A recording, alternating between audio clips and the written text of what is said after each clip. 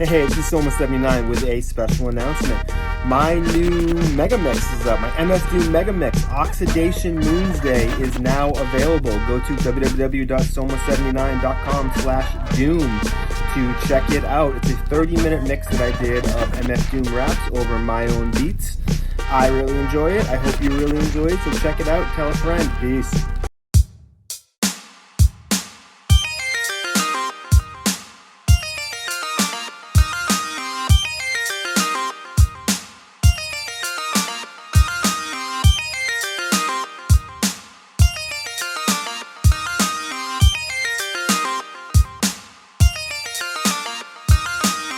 Hey, welcome to the newest episode of the Articulate Ox podcast. I am your host, Soma79. Thank you so much for joining me. This episode I'm very excited about. I interviewed Jodie Royak, who is he's an artist. You can check out his stuff online, Royak Studios, but he's so much more than that. He was a former professional skateboarder, featured in Thrasher magazine. He knew a bunch of the greats. He's got a lot of great stories. I could have talked to him forever. His art is super beautiful. I'll put it throughout the episode and you can check it out. Track him down at Royak Studios. Very interesting, very humble, very kind guy. And I'm so glad that he took the time to sit down here and talk to me today and share his work with you all. So thank you very much, Jodie. Everybody check out his stuff and have a great day. Peace.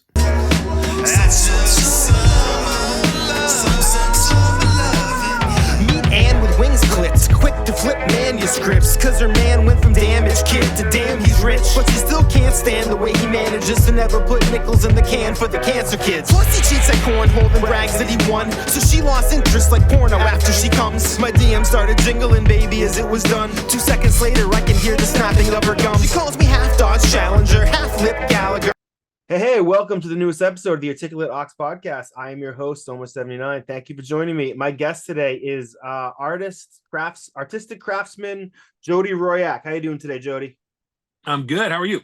I'm doing fantastic. Thank you so much for being on. I've been a fan of your work for a long time. What you do is so bold and beautiful and just so like, it has this attention to detail that I always envy in other artists. I just no matter how much I've tried, I just don't have that. I don't have that the steady enough hand. So it seems like magic when someone else does it. So, wow, thank you so much, man. Thanks for having me. No problem. I got a couple of your pieces right here. I might as well just show these. The Lighthouse of Doom. Yeah, this is it's like a explain to me what you're doing here. And sorry for the glare. I didn't really think that part ahead. What I did is I would find paintings at thrift stores, and then in my mind, some of them I knew what I wanted to put there. When I saw this one, I knew I wanted to paint Doom on this beach scene with the lighthouse. Yeah. And so that's part of the fun, is walking through, seeing things and going from memory, what I have in my mind, what I could think I could do, and seeing how it'll turn out. And that one turned out pretty good. Yeah. And I got a second one here too that you did of one that I don't have that I really like that I saw today on your website is the one of the Bob's Burgers kid, the Burger Squatch. Oh, Beef Squatch. That Beef Squatch, that's what it was. That was hilarious. I hadn't seen the one. That's a fun one. Yeah, we got Thor here battling the character whose name I forget. The Destroyer. Yes. Yeah, so. That's from a Thor cover. And when I saw that one, I knew that with the Parthenon in the background, that was the painting, that Thor and the Destroyer would just go so perfect on that old canvas. Can you believe somebody would just get rid of a beautiful painting of the Parthenon like that? Dude, you wouldn't believe the stuff that I find. It's wild. It blows me. I saw this special that I would love to check out. It was about a guy who lives in New York, and he was a garbage collector for 30 years. He has a little museum of everything people have thrown away in the trash. I can imagine. I mean, dude, baseballs signed by Babe Ruth. I mean, original paintings. The suit for the Cowardly Lion on Wizard of Oz was found in the trash on the street in New York. That's insane. Yeah, I can't imagine the stuff that guy has in his collection. There's in like Wellesley, Mass, which is not far from where I grew up. It's a pretty affluent area. It's where like a lot of the Celtics players and stuff live, and like a bunch of rich people. But like their dump there is known to be a place you can go and get like, I know a guy that got a couple of awesome like projectors, and it's like people just go. There's like a whole like place there where people just leave off this like stuff. There's nothing wrong with it. They just don't want it anymore, and it's just like the only way to get rid of it. It's like dump culture's coming up, I guess. No thrift stores to give it to. I think some of these people just can't be friggin' bothered. Wow. Yeah, yeah, Yeah, it's they're amazing. What in, yeah, they're in a different percent than me. definitely me too. Yeah, yeah. You got a Uh, lot of cool art in the background, man. oh, thank you. Yeah, I'm trying to get most of these artists on. Actually, one of them too made me think of you, the guy who I'm interviewing later this week, who did this Danhausen piece. Oh, That nice. when the day I got to meet Danhausen, this was the piece that they were selling, and I got him to sign it.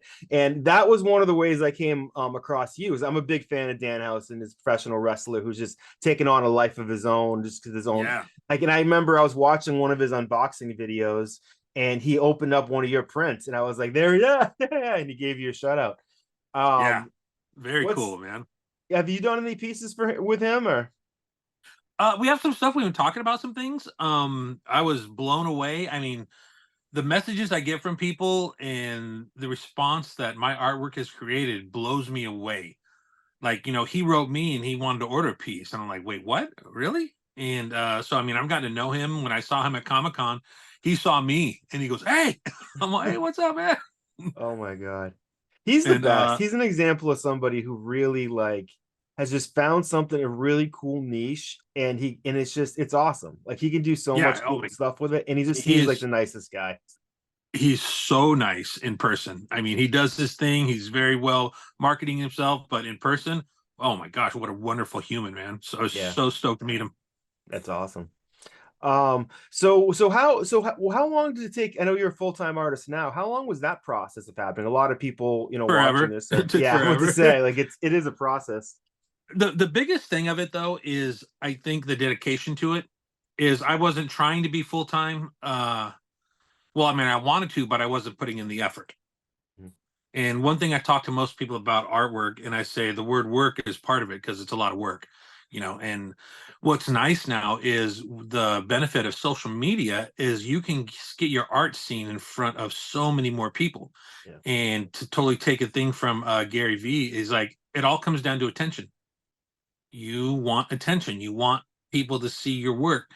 And for a long time, I was sitting there. I wasn't didn't even have 1,000 followers. I just trying to kept putting stuff out, but I wasn't finding my lane, Um, and but when I finally did my first cutout piece, then that's what changed everything, and that got a lot of attention. And it was the first time I sold a piece on Instagram, and someone goes, "Hey, hey," and like I didn't even say what it was, and he goes, "That's Doctor Doom. I want it."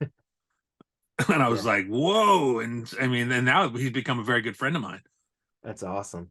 Yeah, I think I So remember. I think I was following you even back to those pretty early days. I remember you were doing mostly Doom in the beginning, and Doom's a safe bet. I have a huge Doom piece that I he made is, myself hanging over my fireplace, and it's like yeah.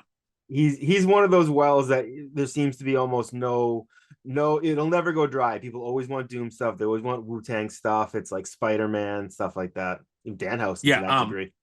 I did not know about Doomheads. Oh The yeah, people who just and I this is my friend Derek who bought the first piece, and he like I let me know. I'm like, whoa, he showed me his collection. I'm like, oh my gosh. And then I don't know if you follow Frog Boy, the I know the painter. name. Yeah, That guy's incredible, by the way. And he is a Doomhead. He bought the yeah, second one that I made. He goes, "Would you make another?" And I said, "Yeah." And then it's opened my eyes to little niches. My friend, Evolution Toys, he's a toy dealer. He sells toys, gets a lot of the newer stuff, but has a shop. And he says Spider-Man is the number one selling toy always. Anything yeah. with Spider-Man, that's the one. So that's another safe bet. Yeah, kids absolutely always love Spider-Man. It's like there's Yeah, never it's like and the kids are buying most of this. It doesn't feel like it sometimes, but the kids I guess are buying most of this stuff, you know. yeah. But hey, can't hate on Spider-Man. It's Oh no, I need to incorporate him more. yeah, I think too you're probably in a good position because I have no inside knowledge on this, but I'm willing to bet Doom, especially now that they had to kind of move out, Marvel had to move out of the Jonathan Majors business because of what happened with him with Yeah, Kang. And so I wouldn't be surprised if they're pivoting to Doom now.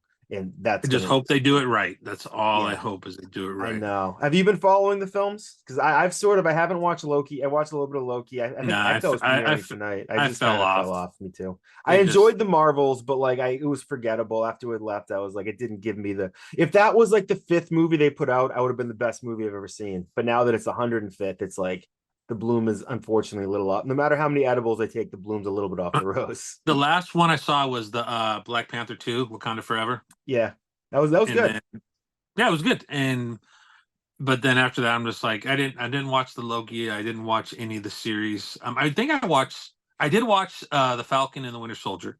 Yeah. And gosh, I think that was it.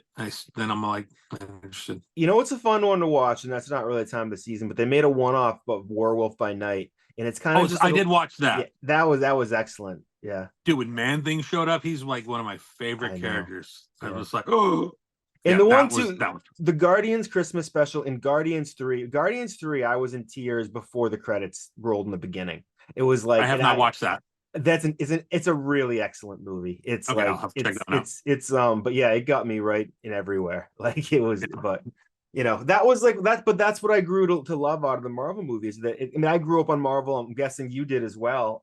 Definitely. How like for me, Infinity Gauntlet when that came out when I was a kid, that was everything. So like, what was it for you? Like, what really got you into Marvel? My brothers. When I remember I'm the youngest of five kids, and whenever we'd have to travel any sort of distance, my parents would buy each of us a comic book. I remember we're going to 7-Eleven and going on the rack. We get to pick a book, Spinner Rex. and yeah, and so then we get the books, and my brothers would always buy the Hulk. And so then I got into the Hulk, and that's been my favorite character, growing up. Just collected the Hulk comic books. I tell people the story. I remember I was so mad when I had to pay $12 for my first Hulk 181. I'm like, why That's is it the $12? that's the first appearance of Wolverine, right? Yeah. Yeah, oh yeah, $12 would be a real good bargain, or that would be in Uh, real bad shape now for a oh, $12 version. you can get a page for $12. I It's know. because now I mean that was back in like early 80, like 81 or 82. Because all the other books were $1 and $2, maybe $3. And Yeah, then I'm getting, I remember buying 151, 152, 160, 170. Then the 181, 12. I'm like, oh, I gotta yeah. save up for this. And back then too, there weren't like uh the collector's market really wasn't what it is now because that was even before the crash. It sort of Oh crashed no. like when the baseball card market crashed and all that stuff. But Yeah. yeah, those comics, if you have them from that era, it's like I was from the era after that who was buying like the Death of Supermans and like Yeah. X-Men #1 55 times with different variant chromosome, trading card covers with Yeah. holograms. Yeah, I got a lot of those. Anybody want to buy them? Hit me up. It's only 79. Yeah, that was one where they printed like 5 million of each one of those, and everyone bought 20 issues and bagged and boarded them and put them in a box. Yeah, that box for me is actually sitting right behind my computer. I But now, I mean, collected. they're still a fun thing. But those are still fun now. It is. I a few years ago, just because I think I was bored with life, I collected all of the Flash run. It's like 200 and something issues from like the 80s. And Oh like I well. got the entire thing over the course of like a year. Just like they're not all are great in conditions. The key issues are pretty in good condition, but like I'm like Yeah. I'm gonna sit down and read all these once. I got to like issue 4, and then I just forgot about it until I started this sentence. So Oh wow. but we'll get back to how, that. how much were those ones? Like getting back to the number 4, were those getting expensive or just not No, because available? it was the Flash that started in the 80s. So it was Yeah. like it was they were all relatively cheap. There's a couple of I think key cat Flash books, I think were the first like reverse Flash or whatever I had to pay a little Oh, money for, but like, yeah. so look for those on eBay at some point. I'm in Just the mode of getting rid of stuff. your video keeps freezing. Am I freezing? You did once, yeah. Okay. All Okay. right. So hopefully it doesn't Want get to any make worse than that. Yeah. I am though. There's a big winter storm hitting my area, like starting like very soon. That they're warning there could be lots of power outages. So hopefully that's not. Gotcha. I'm really thinking ahead of these things. Yeah. You're in Southern California, right? Yeah, I'm in San Diego. Say, did I see a bunch of skateboard pictures from you? Yeah, I was a sponsored skater back in the 80s. Wow. So you want to talk about that a little bit? Yeah, I mean that was such a fun part of my life. Just I just got into skateboarding when I was very young and like in the 70s, but then got out of it And This like I think Dogtown and Z Boys type stuff. yeah. And but I mean, I was just into it. I didn't know anything about it. Yeah. And then I got back into it in high school, and I just wanted to start skating, having fun. And then me and my friends started building little ramps and skating more and more. And then all of a sudden, some pros started coming over to the ramps, and I'm like, "Whoa, this is crazy!" And so, Like dudes you saw in remember Thrasher magazine. what? Like dudes you saw in Thrasher magazine, stuff like Yeah, that. yeah, Yeah. totally. And so then they started coming over, and then because if it was my ramp, so then they said, "Hey, we're going to go skate a pool. Do you want to skate with us?" I said, "Yeah." And I don't. Are you familiar with Tony Alva? Yeah. Yeah. It was people who skated for Alva. There was Dave Oh Duncan, wow. Eddie Radigi, Daryl Delgado, all these pool skaters. They were like the total like Hessians. They all had dreadlocks. They were all just like gnarly guys, wore leather jackets, because pool skating was underground and illegal. Right. You know, you can go skate ramps, but pools you had to jump in someone's backyard, do it. That was part of the fun of it. So they took me to a pool, and I just loved it. I started skating with them more and more. And then all of a sudden one day they said, "Hey, we're going to go skate with Tony." And they meant Tony Alva. And I'm like, "Oh." They're bringing Jay Adams. I don't know if you're familiar with Jay Yes. Adams. Yes. Yeah. So they brought Jay Adams. I'm like, "Oh, so it's going to be me, my friend Daryl, Dave Duncan, Tony Alva, and Jay Adams skating this full pipe." And this full pipe was gnarly. It was this thing where I think it was like 12 feet off the ground on a stand. And what the purpose of it was, they would put jet engines in this thing and blow it out. They would test jet engines in this thing. Holy shit. And so, skaters find stuff no matter where it's at. And so we went in there and we're skating in this thing. And I've never skated a full pipe in my life, but I'm skating with these guys doing stuff. And so then, first of all, we're skating through there and just having fun. And then it was just there.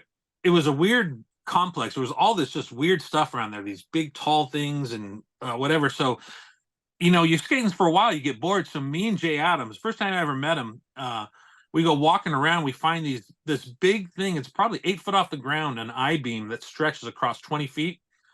And so me and Jay Adams are just walking back and forth on this I-beam, and then we're like, "All right, jump and do a 180." And so we're jumping, doing a 180, just stupid stuff. And then I'm all right, do a 360.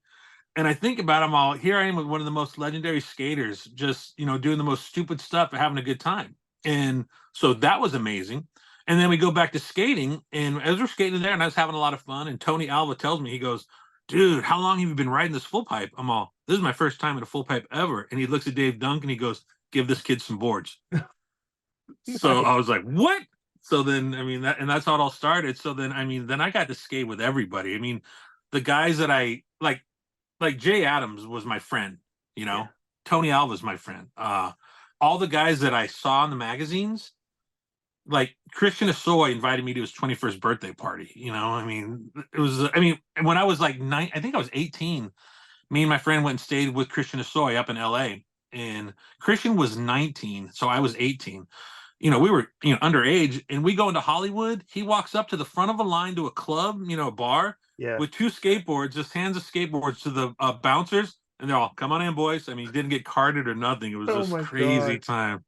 So did it feel like, it feels like it's almost impossible that you could know at that point how much influence what was happening right in that area would have in the world. Cause it's like, it feels like it's happening even exponentially, and it's still happening. And like Tony Hawk is like the Babe Ruth of skateboarding. He's seen everywhere. And there are other names you're mentioning too. Like, did it feel, to what degree, was it just another day at the office? Oh no, it was still underground back then. People didn't care. No one, you did not get respected like skaters do now, where everyone's okay with it. Dude, they hated us, and we liked it more that way. Yeah. Do you look back at the boards you were using back then and be like, "Oh," it's like, sometimes I watch it, like NBA games from the 80s, and I'm like, how do they even walk without cracking their ankles? Do you look back at what you guys were using back then, or has it not really evolved? I look back at it fondly because I don't know if you know who Chris Miller is. The name sounds familiar. He was a pro skater. He's like one of the best skaters ever, and he was my favorite skater back in the day. And he rode for first he rode for GNS, and then he rode for Paul Schmidt Sticks, and then he started his own company called Planet Earth. And it was like, I think it's around, I was like 20 or something like that. I was teaching, helping teach at a skateboard camp. There was a summer camp, and so they hired me to help the kids skate. And every day they had a pro come and skate with the kids. And one day Chris Miller was set up to be there. And I was like, inside, I'm geeking out. I'm like, I've never met him before. I'm all, dude, this guy is my favorite. And so then he comes and skates with the kids, and I know that he liked to skate Upland, which was a gnarly cement park up in the Upland area. And I said, "I'm well, hey, there's a pool down the street. You want to go skate?" He goes, "Heck yeah," because skaters love to do that stuff. And so we went down there, we skated the pool, and then he goes, "Hey, here's my number. Call me if you have any more pools." I'm well, dude, I know where a ton of them are because I was skating with the Alva boys, and the Alva team knew where all the pools were. So I got to know. I mean, we skated like 100 and something pools. It was like crazy. And so then I started taking him skateboarding different pools, and he tells me, he goes, "Hey, I'm starting my own company. Would you like to skate for Planet Earth?" And inside, I was like freaking out, but I had to play it cool. That'd be all right. Yeah. And and this is about the time they started making those popsicle stick boards, which is all they have now. They call popsicle sticks. There's no shape, there's no nothing, because the Alva boards were big. They had tri-tails, weird cutouts, Mm-hmm. and then things were progressing down to that. But Chris sent me some boards, and I said, "Dude, I wear size 13 feet. I mean, shoes. too. These don't work for me." And he goes, "Design your own shape." So then I got to design my own shape with the graphic artist, and then he custom made my boards, and they're huge. And I'll show you what's funny. Yeah. Is that the shape of it Wow, that is a big. I think it's 32 by 10. And so then he made these, but then a company made this is a drawing of my first picture in Thrasher magazine. Oh, wow. Pool. You had art So in Thrasher magazine? Oh, not art. They have photos of me skating. Oh, no shit. Oh, Yeah, wow. yeah. I was in magazines and videos, stuff like that. But the funny story on that is Dennis Martinez, who was the world champion skateboarder. Yeah. He won the silver cup or whatever. He was the world champion in the 70s. And then he lost everything. He was homeless, living under a bridge because of drugs. Then he turned his life around. He's a pastor. He has a halfway home for people. And I got to know him because I did a lot of video work back in the day too. A lot of media production, and we were filming all this stuff. Got to hang out with him, and then he goes, "Jodie, I'm going to start a company." His GNS board was called Flying Aces. There was Flying Aces, Dennis Martinez on GNS. He goes, "I'm going to start my own skateboard company and call it GNS. Call it Flying Aces." He goes, "I want you to help me." I said, "I'll help you out any way I can."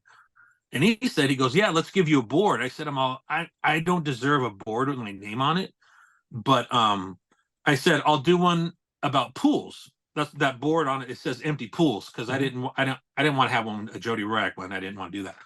But the whole funny story is that my first picture in Thrasher magazine was for an article called 100 Pools, and it was a picture of me skating this pool, and they took a picture, and it was a motel, but they changed the motel sign to say 100 Pools.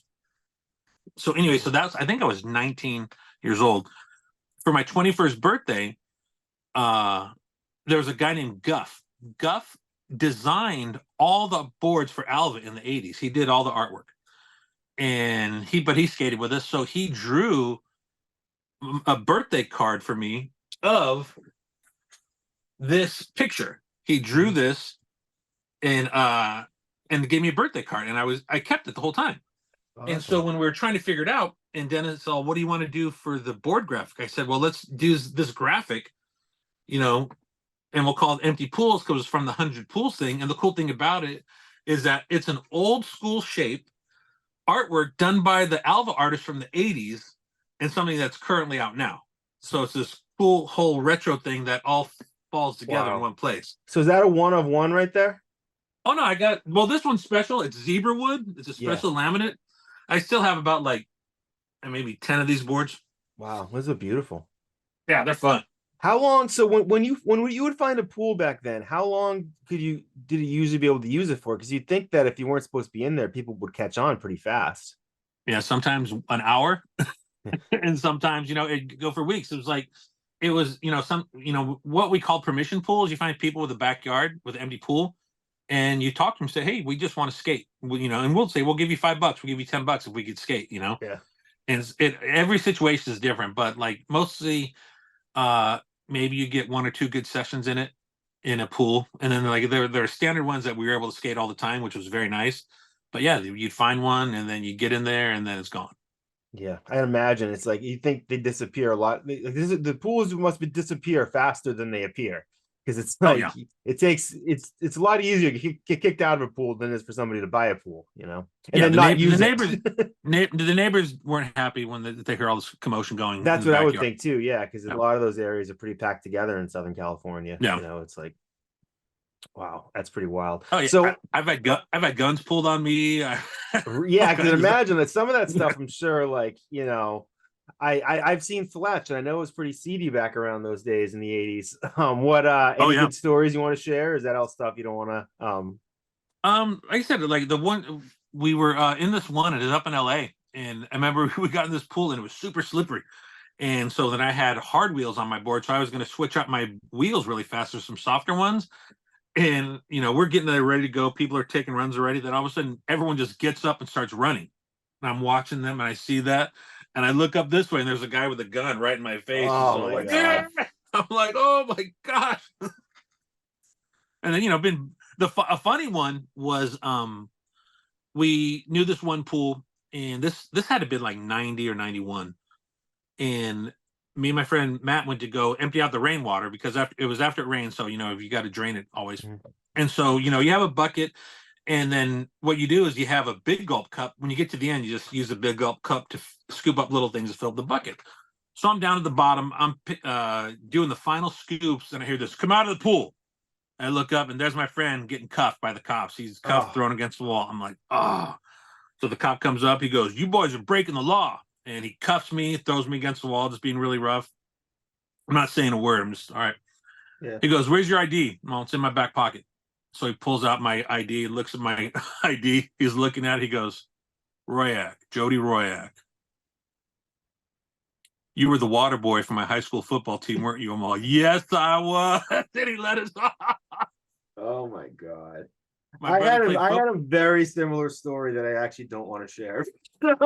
That's it's when that happens, it really feels like a divine intervention. Yeah, it's because my brother played football, and so when I was a kid, I was a water boy for the team, and he remembered. I think because of my brother's name, but still, that was that was a nice way to get out of something. Yes, yes. Whew. Get out of jail free card. That's awesome. Totally. Literally. So I'm guessing since you mentioned you were making your ramps back then, were you making your own boards too? No, Because that's the whole different, whole other that's can of like, worms. oh my god, you gotta have a 100-ton press.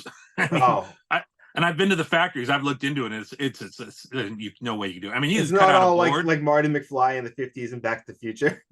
No, no. I mean, that's how it started. They just had wooden planks and they glued on or screwed on wedge tapes for kicks. Yeah. But that's how Logan Earthski started. But yeah, when they started getting into forming boards with laminates, that's when everything changed.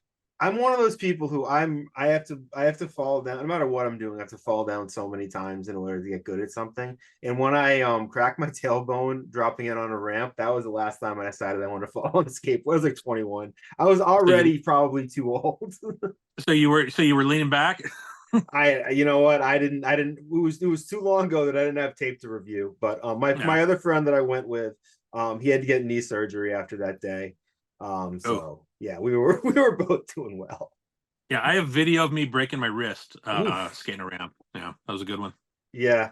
How do you keep getting up after stuff like that? And does that I'm guessing that just sets you up for a life of art, you have to keep getting up because there's always rejection and rejection. Is it all kind of tied Yeah. together? Well, when you're younger, you can bounce off on that stuff. Years later, this may be probably 10 years ago now because I'm 54, and I think so. I was still in my 40s, and I went and skated this park, a cement park, and I fell, and I just wanted to cry. I'm like, oh my god, that hurts so bad. Great. I'm 44 and I already feel that way. So now I'm really looking forward to like 10 years from Yeah. So yeah, I still roll around a little bit, but not anymore. Everything has its chapter in life, and that chapter's closed. But oh my gosh, I had some of the best times skateboarding. It was the best. Yeah. It seems too that with the advent of YouTube, I know this happened in like freestyle rap, which I was really big in back then, that like with YouTube, it seemed like the bar got raised really high, really fast because be able to Totally. spread. Because it's like there was that thing, there was a Tony Hawk documentary about him hitting that move. I forget what it is now. 900. Yeah, there you go. And then once he hit it, because people could see it happening, the other people could hit it as well, which is sort of a weird phenomenon. And Yeah. with YouTube, it just blew up. Like skateboarding just got so much more complicated. Oh, dude, like, and now there's little kids doing back-to-back 900s. Yeah, I know. And they're like 10 years old. I'm like, why? Tony Hawk worked his whole career to do this. This kid's all, I'm doing back-to-back. Like, oh It's my gosh. wild. And it's also not one of the, I feel like, how does somebody explain to you how to do something like that? And maybe I'm just don't have that gene in me or whatever it is, the daredevil thing. Because someone just goes, kick your legs back and go like this to do a backflip. And I'm like, well, you could say that a million times. I'll be lucky if I don't end up in a wheelchair. Like, But how do you it learn? does help because there's in skateboarding, there is specific placement of your feet. If you say, hey, put your foot here when you do this trick, it'll help you set up on the landing. And Mhm. that Oh, stuff okay. really works well. So I mean, in skateboarding, I fully understand how that happens because someone helped me with a trick and he said, do this. And I'm like, oh, then it clicked. So in things that, like there's some things that, maybe if you're not a backflipper, so that wouldn't mean, but maybe something you're into. What do you like to Yeah. do? Oh, I like to do art because that's the stuff that like I can learn that stuff because I can make so many mistakes. I Yeah. eventually get good. I Yeah. just So people can give you tips and then you'll go, oh yeah, yeah, there you go. yeah. I just know my learning style, and one that involves falling down numerous times is not my cup of tea. But I'm Dude, I'm in I'm in awe of some of my friends and their skateboarding. It's absolutely insane. I have failed at more things than most people even tried. I I mean, I'm right there that's with you. Yeah, everything, man. it's a so you the pieces you're doing now also wood. I saw you've also done some furniture over the years. Was this like an evolution? How did you go from building ramps to building these wooden cutouts? Which if you have one, that I guess in the background I see the spider, the dual-headed Spider-Man, Black Spidey. Yeah. Oh, well, I have my black light Doctor Strange. That's beautiful. Yes. You see the pieces. So that is plywood? Is it the right term, or what are you using? This is I guess not. MDF, Okay. medium density fiberboard, Okay. which Yep. is a That real makes sense. it's a really smooth surface. And what's funny is that it all stems from cutting out transitions on ramps because we Oh use yeah. jigsaws, and that's how I learned to, you know, cut shapes my first time, and that's it. Now I do this. So yeah, it's all a straight curvy wooded line, I guess. Like, I Yeah, mean, it's just so go ahead. so learning that stuff back then. I mean, there was no internet, obviously, and there wasn't like my local library didn't have how to build a skateboard ramp. Was that all just No, knowledge passed on? yeah, knowledge passed on and trial and error. Wow. I mean, you basic understand about what a transition is, and when someone figures out, you lay out your plywood and you nail one 2x4 over here, and then you add a pencil to the other end, and you rotate it, gives you the perfect transition. And you're like, oh my gosh, that's perfect. And then you just frame it out, and then you skate it for a little bit till it breaks, then you fix it. Wow. I can't. I mean, to be able to take that so far is amazing. It's such a, and now they're doing skateboarding in the Olympics, I think, soon, aren't they? Yeah, it's huge. It's gigantic. Yeah. Yeah. Great time to be alive. Definitely.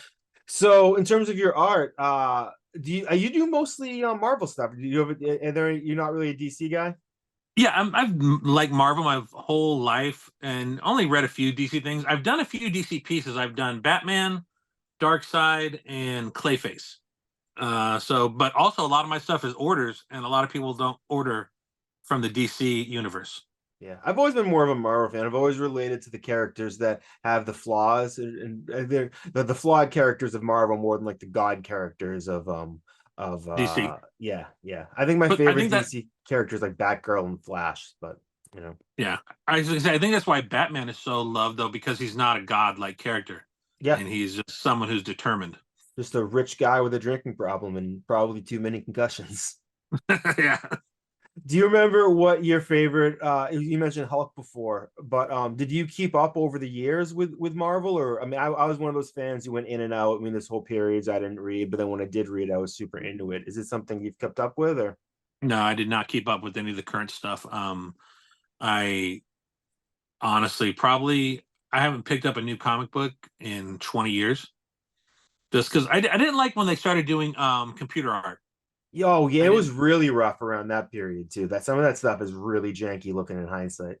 and they thought, oh well, we can color in Photoshop, it'll look amazing, and that's when they lost me. I'm all that looks like crap. I don't like that look and that style.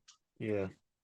Eventually, they got to a point where the coloring in the Photoshop was good enough to look like the way they used to do it, and then I guess it's good enough. But like, it took a long time. And I don't read a Yeah, lot of modern comics. I don't read a lot of comics in general. I just don't have the time or make the time, I guess. But yeah. So I still love just looking through old stuff, and it's like the best. yeah, and it definitely takes you back. It just has that era too was. It seems so simple now, and it's the Silver It Age has really is. held up more than I think the Golden Age of comics has.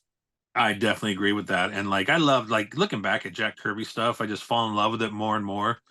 And I mean, I'm blessed. I got to meet him 4 or 5 times, and he was just Oh, such the that's amazing. coolest, nicest man. I mean, I to this day I still have. He gave me his home address. Oh He goes, "Here, wow. kid, write me if you ever need anything." He wrote it on this Comic-Con flyer in '82. I have it framed now. I'm just like, Holy oh shit. I have a book yeah, that was his grandson gave me when I bought some really? art from. It was like a pulp book from like maybe the 40s or 50s of like science You fiction. you Some you got some of his art? No, this I bought like prints. I don't have any Oh, originals, but I yeah, bought some really cool like prints that is his grandson's really keeping the legacy alive. yeah. And but yeah, Jack, what was it like meeting Jack? I mean, for those who don't know, he's the king of, he was half the stuff that Stan Lee gets credit for, Jack Kirby should get credit for. Yeah. It probably the simplest way to put it. It was, what was nice. It was like it wasn't like in Comic Cons nowadays. We have to wait in line for 5 hours, pay $100 to meet someone. Yeah. Back then, you just walk up, "Hey, how you doing? Hey, it's nice to meet you." I'm all, "Hey, what are you doing with this?" He goes, "Yeah, kid. Well, that's kind of a fun thing." And he was so personable, which was incredible. Just and like I said, he gave me his address. He goes, "Here, kid. You have anything you want to talk about? Here, write me." And I was freaking out. I'm all, "There's no way I'll ever write him. I can't do that. So did you? Never. No." That's funny because right I in mean, front of me, I have a letter from Steve Ditko that I wrote. I heard that if you wrote him, he wrote you back, and like so, I just wrote him one day, like 10 years ago. I wrote him like, here's what's a piece of advice? Something like what's a piece of advice I can hang over my thing to keep me inspired? And he wrote me something back, and it's been framed there ever since. I got it back in like 2 weeks, and he's that's obviously no awesome. longer with us. Yeah, so Wow, yeah, that is cool. and he's obviously a big, he's an interesting personality. He's creator of Doctor Strange and Spider-Man, for those who don't know. Yeah. I'm sure many others, but that era of comic artists. I heard stories too about Jack Kirby's generosity, where he would give kids like these like Thor pages that are gorgeous, and they'd be walking out of Comic Con, and Jack's wife would be like, "No, no, sorry." Yeah. Can you imagine? Oh I my know. gosh. Well, he probably should have. He had to fight to get those pages back anyway from Marvel, but that's a Yeah. yeah. I mean, But I've been going to San Diego Comic Con for so long. I mean, I have a Polaroid of me and Stan Lee when he was just walking around. Oh, hey Stan, can I take a picture? Yeah, sure, kid. We took a picture. He signed it. oh my So god, I, is he? I Do you met still some. go now? Oh yeah. Wow. How's what obviously do you prefer what do you wish it was like what it was back then? I mean, obviously like being able to meet guys like Stan Lee and just saying hello, it's kind of tough to beat that. Well, it's just different. It's more of a big giant promotion, Yeah, nowadays. And I mean, but it is what it is. And there's still sections that are comic books, but it's just the best people watching on the planet. imagine. And I met my favorite thing. I mean, meeting all those people has been incredible. I'm so thankful. Like I got to meet Bernie Wrightson before he passed, and he was one of my favorite artists, and he signed a piece for me, so I'm very thankful about that. But I think probably one of my coolest experiences at Comic Con is the camaraderie between this whole group. And I was walking down the aisle, and I saw this little kid. He was probably 11 or 12 in a homemade stormtrooper costume. I mean, it was cardboard, it was taped together, but he did, and he's wearing it, and I'm all, that is so rad. But he's coming down this way, and over on this way, right at the corner, there are two guys in real stormtrooper costumes. And in my mind, I'm all, if you guys make fun of this kid, I'm going to knock you both out. Right. There's just don't do that. And so Yeah. I'm watching it, and the kid comes walking by, and both the guys on cue stand up, salute the kid, and say "Commander," and the kid like puffed up a little bit more. I'm all, that is why this is awesome. Yeah. That's beautiful. And I've It been to was like Boston so Comic cool. Cons and stuff, and I've seen little interactions. Like I don't think any stories I could ever count as perfect as that, but like it is beautiful. It is some, especially for people like for me, I wasn't cool enough to skateboard. I was just, chubby and like comic books and hip hop. So it's like I was being made fun of. When I go to Comic Cons now and I see like these like 18-year-old girls dressed as like Deadpool, I'm like, where were you when I was 18? Exactly. Like what happened to the world? Like, Oh, dude, I was made fun of in school because I was into it back in high school. I'm like, yeah, I'm going to Comic Con. Oh, you nerd. I'm all, yep, that's me. yeah. Like what were those people into? Like I mean, there was like it was like Dukes of Hazard, like in I football. think Like, they were jocks and football players and just like hanging out in pool parties back then. I don't know, I have no yeah. idea. I wasn't part of that. Yeah, I guess I don't really know what people were doing that they didn't invite me to during my high school. I have no clue. I still haven't figured it out yet. I should Plus in ask high him now. Those people buy art off me. It's very weird.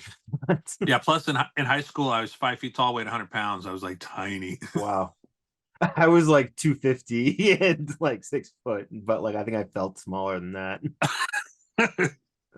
Good times, good times. Yeah. So like the art career, how'd that come about? Like how did that go from being, making ramps to be doing this full time? I mean, I guess is a big question, but Like most of us were drawing my whole life, always drawing and doing stuff and going to Comic-Con and talking to artists. I mean, me and Rob Liefeld used to walk around Comic-Con together and we were 14 years old.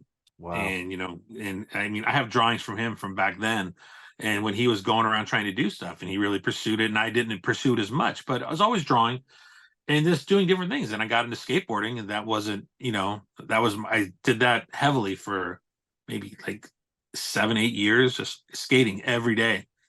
And then things went by, and then I've gotten to stuff. I got into media production, worked for HBO, Showtime, USA Networks, Capitol Records, did photography, worked for some magazines, and then started doing stuff. And one thing that another part of my life is I don't know if you ever seen me talk about this, Blink. I looked this up today. I was going to ask you about this. Yeah, picture hangers. I invented picture hangers because hanging pictures sucks. You look at your Yes. wall behind you. You I know have how tons of bad those it is. 3M command strips, and they do not. While they do They hold suck. stuff up nice, they don't come off nice all the time. Yeah, they do fail because like in this business, 3M gets over. I think it was 800 calls a day about failures of their product. In this industry, I've got to learn this. I never thought to call and yell at them. I just do that. Yeah. And so like this is a product that I came up with called Blink Picture Hangers, Yep. and it really is. I'm proud it's not a trick or a gimmick.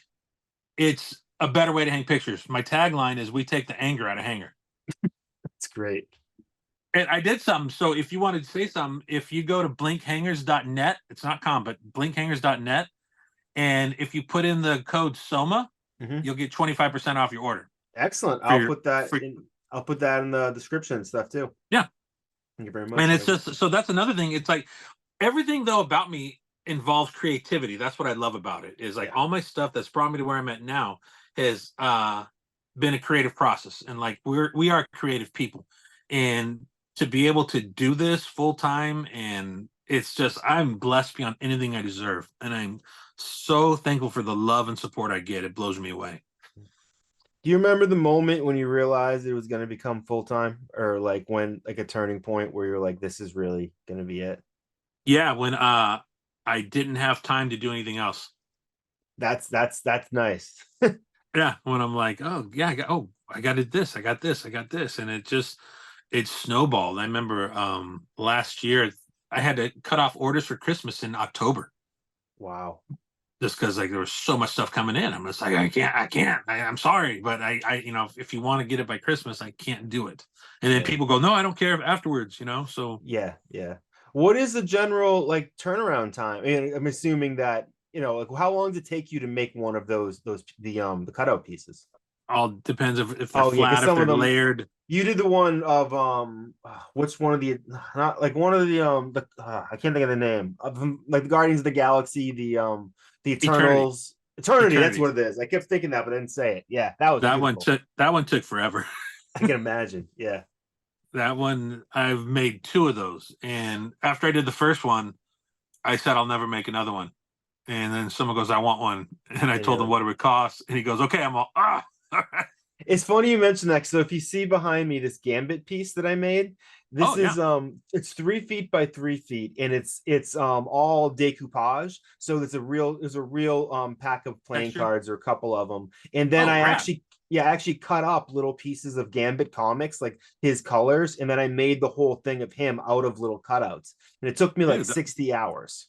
Dude, that's rad. Thanks. I have another one of like you can't really see it over there, but it's of the Marvel Cinematic Universe and has 3D glasses. But like when I was done, I was like, my hand was like it was like falling on itself. Like I'd love to be making those all the time, but I had to learn how to draw left-handed because I messed up my hand so bad doing stuff like that. So now I can draw with my left hand, which is dope. But Do you like sell a lot of art?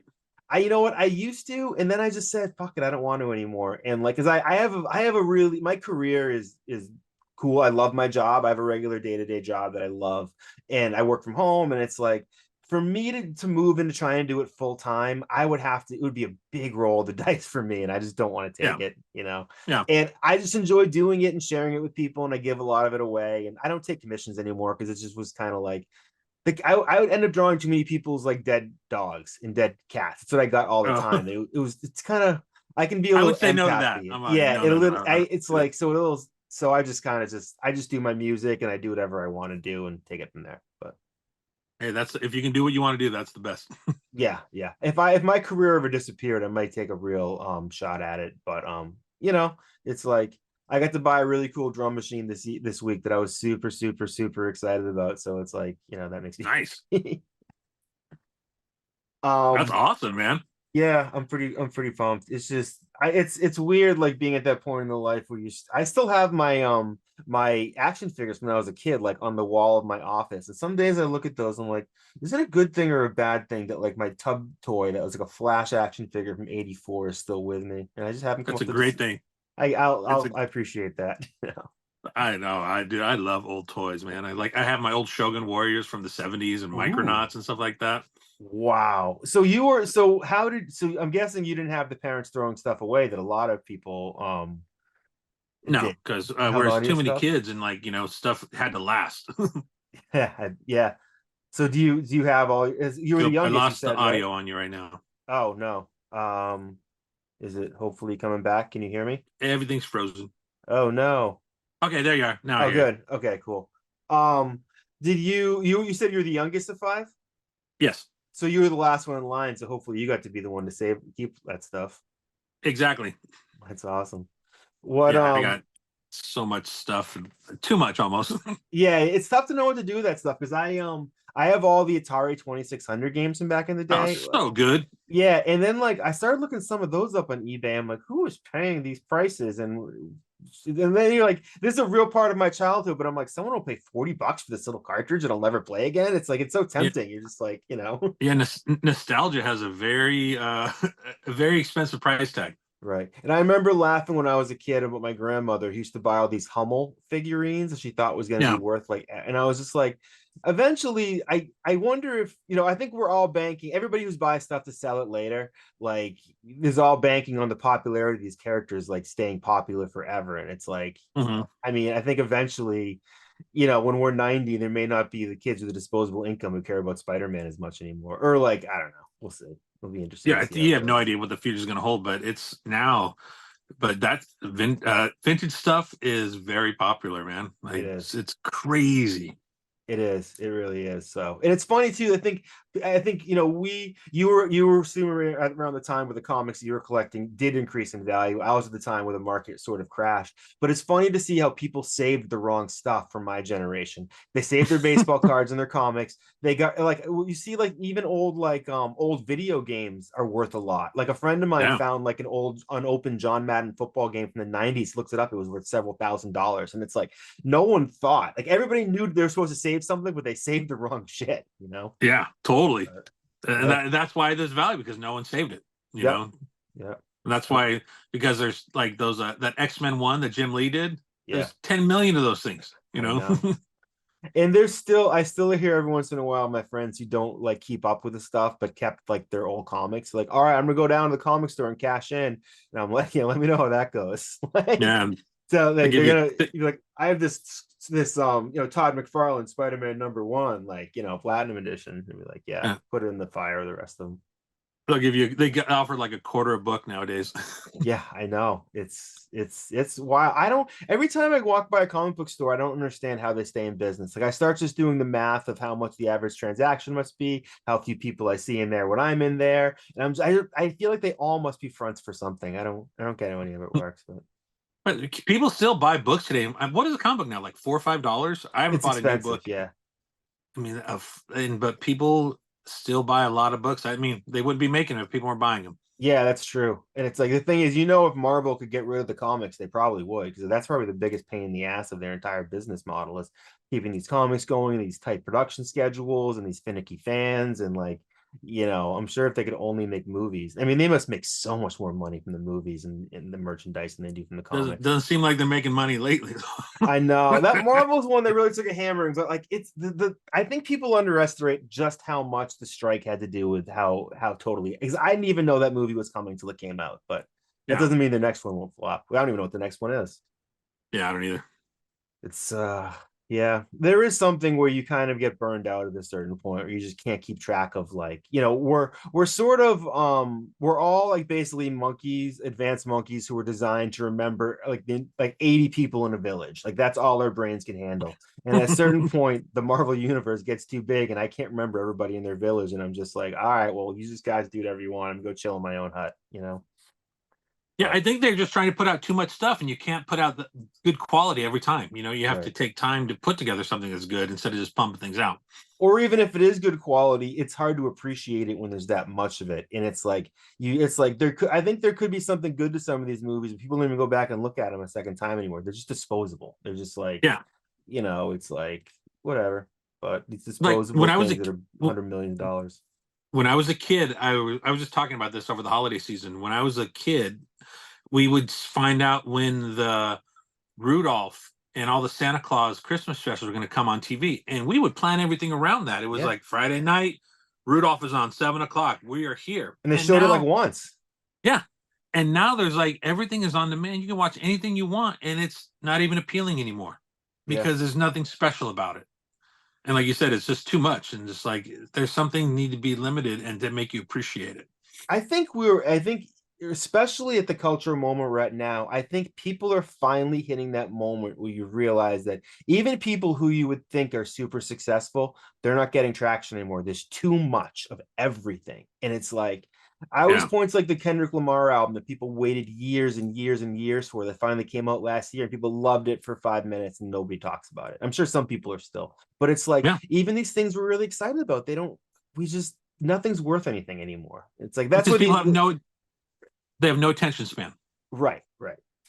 And that's why too, for like with what you're doing, it's so handcrafted. And so it's like, that's where I think we've gone from super mass production to super limited production. And that's where having those skills again really matters to people. Because it's like, I don't want to put stuff on my wall from Amazon. I'd rather have it be done from somebody who does it with care and talent and precision and does an amazing job. Yeah, I'm blown away at the support I get. I don't understand, but I'm very thankful. So how quickly did that happen? Because I think I want to remember that when I looked at you last year, you maybe had like 10,000 Instagram followers. Now you're at like 20 or something. Did it happen that quickly, or Yeah, like, yeah. It's like a weird.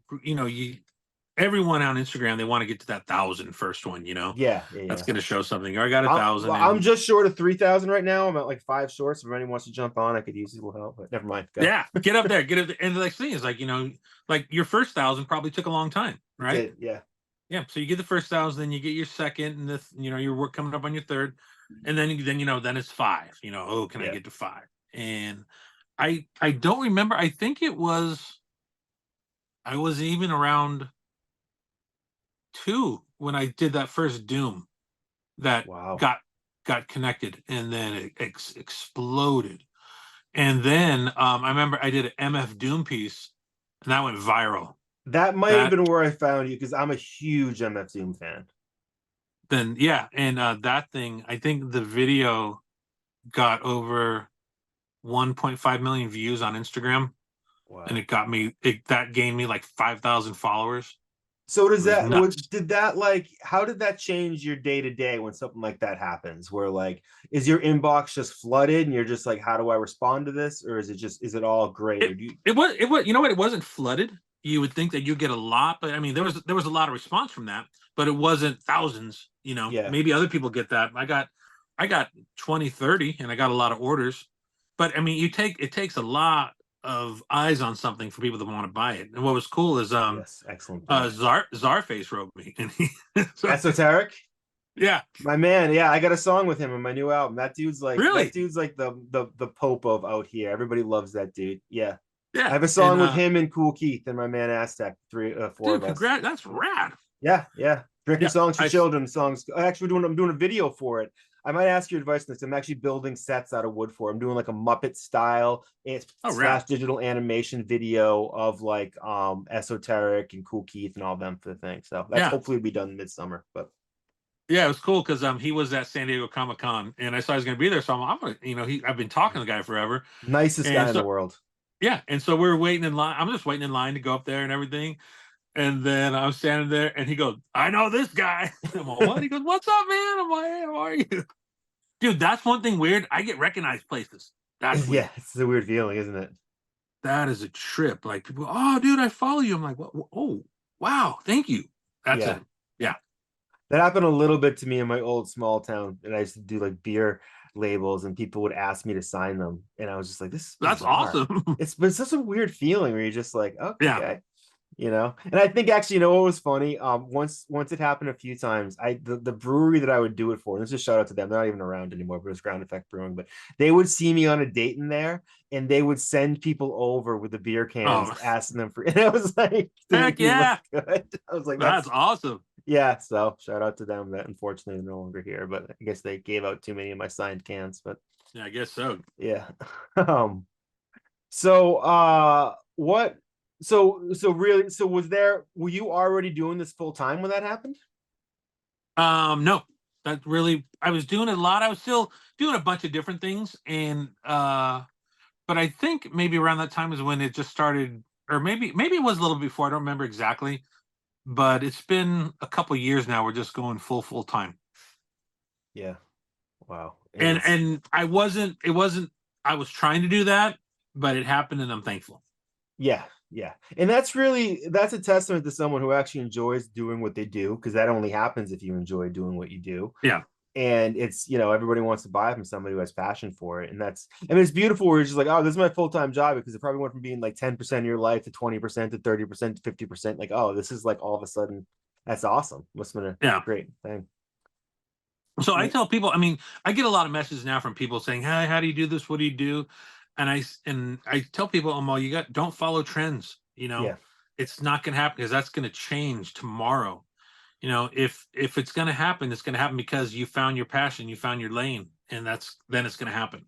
yeah. Once a niche exists, especially these days, there isn't a whole lot of room for like a lot of people in that space. It's like Yeah, and that's just sort of the way. And it's like, but there's so many ideas out there. There's so many things that haven't been thought endless. yet. It's Yeah, endless. it really is. It's like people are finding new uses for old stuff like left and right. Like there's this person I interview her a few times, Katie Newton, who's an upcycle fashion designer who just does amazing things out of just things other people throw away. And it's just, there's already enough crap on this planet. We might as well just reuse what we have. Heck yeah, then it's unique and even better. Yeah, yeah. So what for anybody who I really admire just how crisp your there's no way you can teach me over Zoom how to cut something that perfectly. But how did you get to a point where you could draw something that looks so similar? Like if you're a little off with some of these characters, there's a jankiness comes with it. I know if I'm drawing it myself. It's like, but like how did you get that crisp where it just feels perfectly iconic? Was it just practice or Yeah, practice and go slow. It's not a race. I get a lot of messages asking about what saw do I use, how do I do this, what do I cut with, and I tell everyone it's not the saw, it's the blade. yeah, Using scroll blades is the key to getting precision cuts, and take your time. Don't try and rush it. Just follow your line, and I've been doing it long enough that I can just cut very quickly and easily follow the line. But it's like anything, I've been doing it forever, right. for a very long time. But yeah, just take that time, follow the line, and don't rush. Yeah. Are you sketching everything out by like hand first? Or are you using any digital? Because I had got some thrift store paintings. I think I remember I showed you some of them a while back, and I thought about doing Yeah. something similar what you were doing. I eventually painted over them for a tribute, so I need to get some more. But like, do you? The way I was planning on doing it was putting it up digitally in my Photoshop and drawing it in, and then doing all that to really make sure it was perfect. Do you take through steps like that, or is it all Sometimes I'll the paintings that I've done, I've mocked things up in Photoshop to see how it's going to look. And then once if I like that, I see if I place this here, if it'll do it here, then I'll do that. But so sometimes I do that. But just the cutouts, just I look at it, find a piece, like the Hulk head, just draw yeah? that and cut it out. So for those, are you drawing just you get the board and you're drawing it all on the board and that's the first time you draw it? No, I trace those. I use a projector. Oh, that's dope. Well, because I mean, like That makes a lot of sense. I'm not trying to make my art. People want Jack Kirby art, not Jodie Royak art. Right. Yeah, that's what I'm So I saying. To want be it. able to get it that perfectly, you know. Yeah, to get it to that, that's what I do that because I want I make art that I want to hang up. That's I the want to thing hang I up always Jack say Kirby's too. stuff. Yep, And so yep. then to do that, because I tell them, yeah, just trace it on there because I'm not trying to reinvent the wheel. I'm trying to pay proper respect to the original. Yeah. What I like about your pieces is that they remind me of from the top left corner of comic books, like the faces that would appear like in that. Like that's I think what where it takes the connection I think a lot of people make because it brings them right back to the covers, you know. Yeah, the corner box is like totally. People have asked me about doing those. There's someone else who does those, and I'm all, someone else is doing that. If you want to order one, order from him. I'm not going to try and take someone else's thing. Yeah.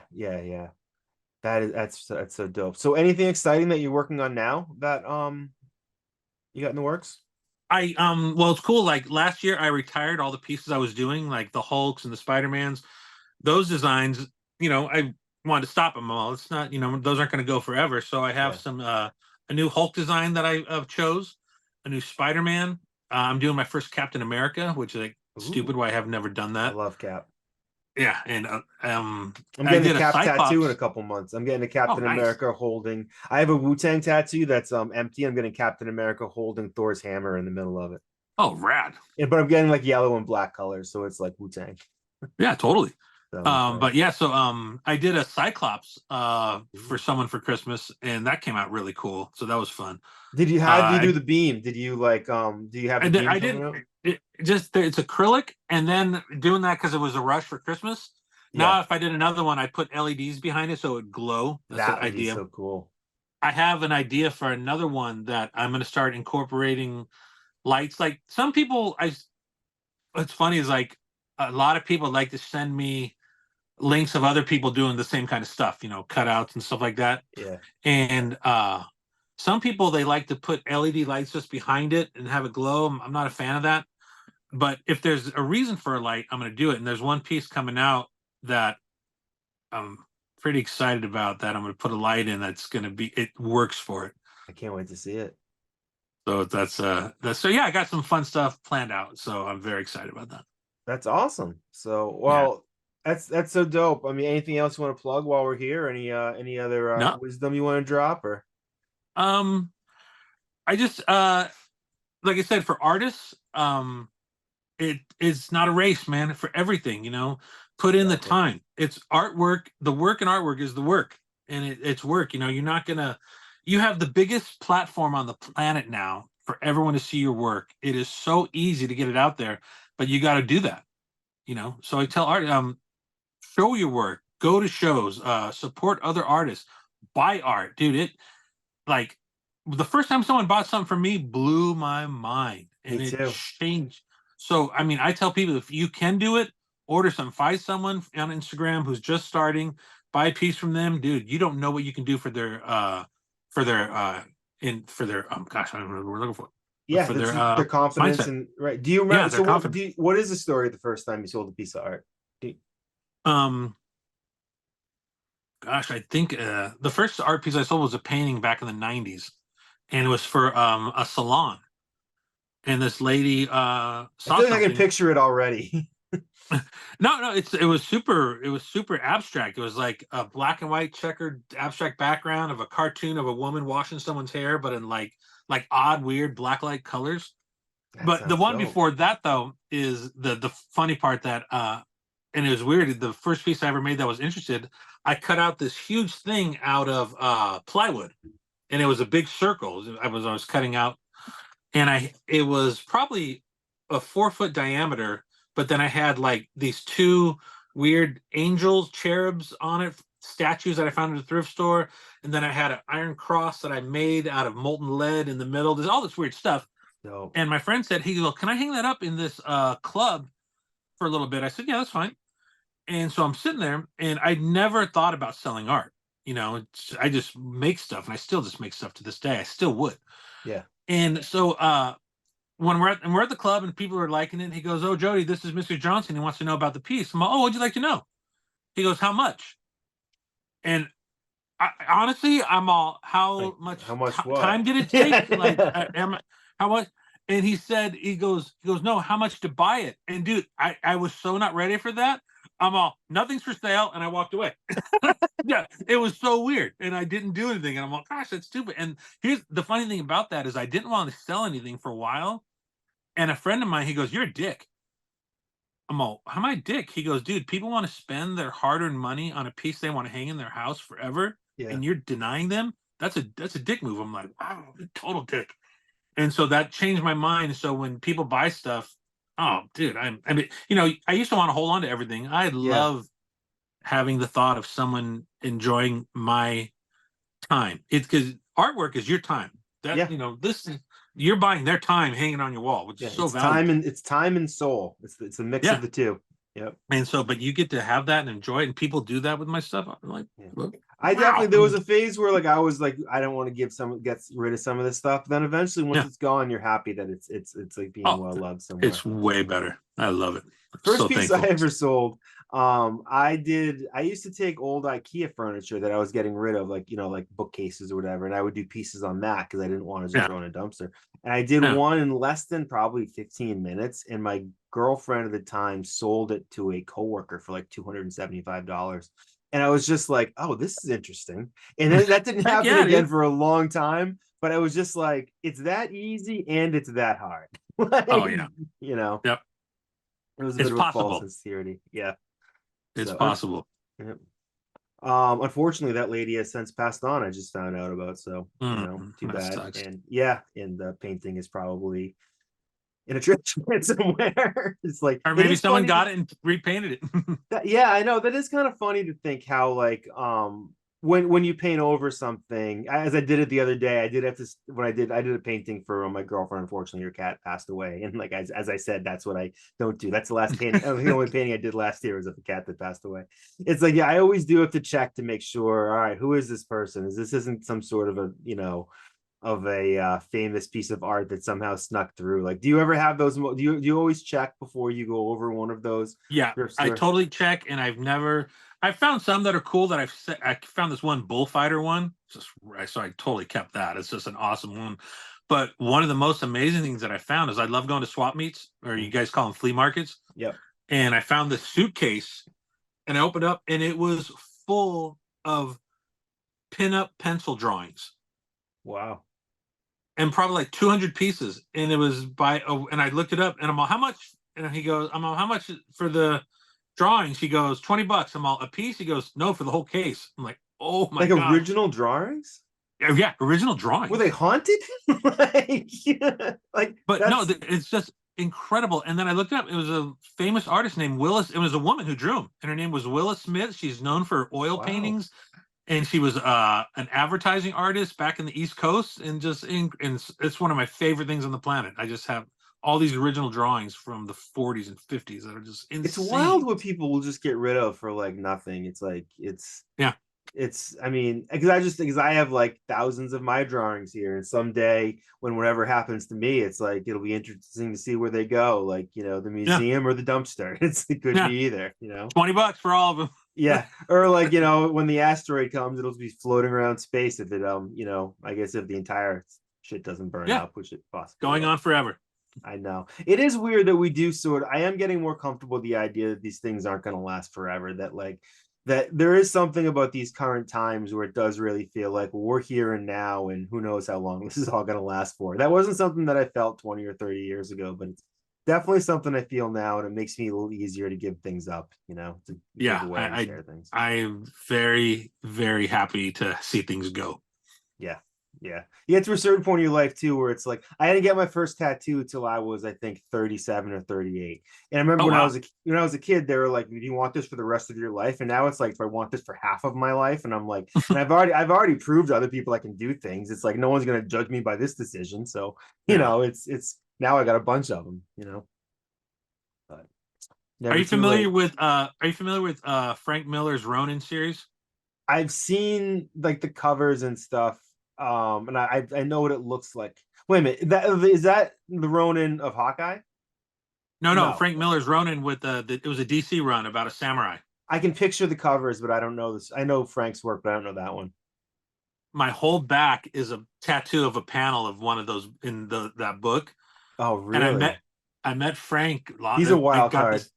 I got this tattoo maybe 25 years ago, and I met Frank and I showed it to him. And the cool thing he said, he goes, "That is my favorite panel from the entire series." Wow. Oh, well, that was cool. That's awesome. Yeah, it's like cool he's an interesting dude. I think I don't know if I just saw him speak at a Comic-Con, if I got a chance to meet him or not, but like he was he's an interesting dude. I'm glad he's still around. I know he had some health problems for a while. But people don't know he was responsible for some of the most influential Batman work of all time, Daredevil work, stuff, Ronin that we just said, stuff I can't even leave it up. Sin City, that's the one I always kind of searching for that everybody seems to love. And he did the first Wolverine miniseries. Oh yeah, he did, didn't he? Yeah. Oh man, you excited to see that now that we are getting? Did you at least hear what happened at the end of the Marvels, or do you care?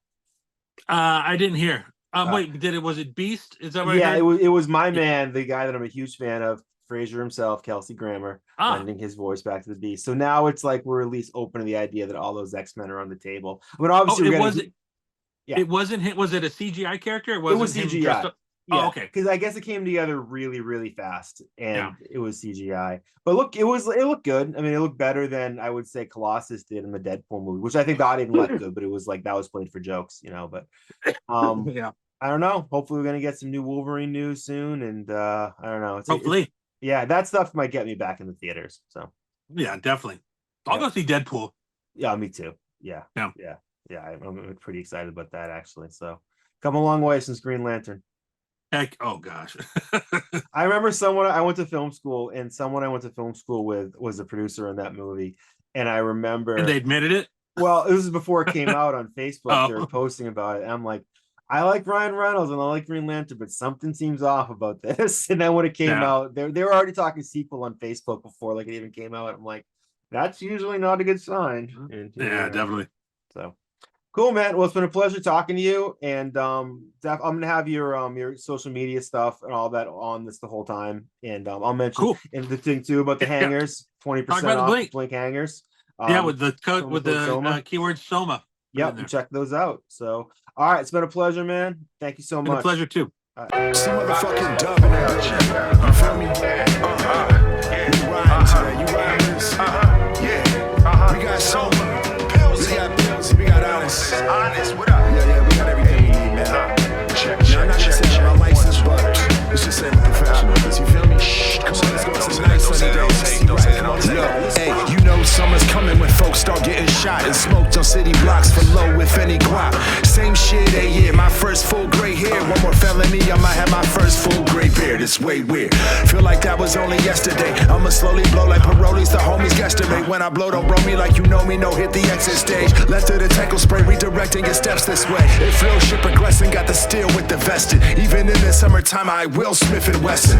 You cutting from the grassy, so underground Nardwar wouldn't know what the fuck to ask me. I stick it in the stomach, now let me hit the throat. She call me Mr. Drummond, so many different strokes. Your punchlines, Mr. Drummond. Audience, Mr. Jokes. To your family, return from visit folks. Some loving, some loving. That's just some loving. Some loving.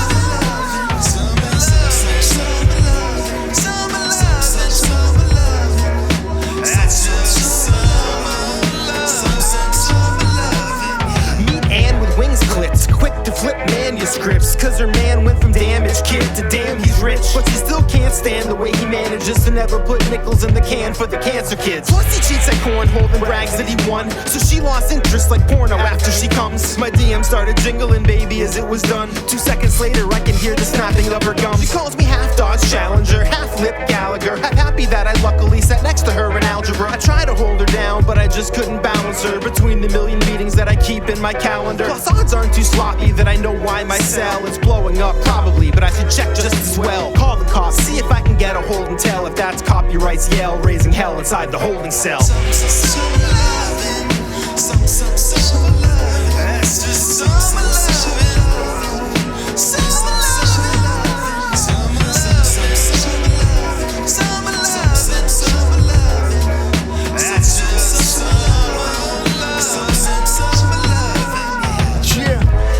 Smell the smoke from the cookout. The bushes in the parks with the lookout. Fresh Prince, summertime on the radio. Throwback Friday, yo, the ladies know. Then I'm a smooth type guy. Listen, I'm the shit I need 2-time ply. Part of my soul on my head sky.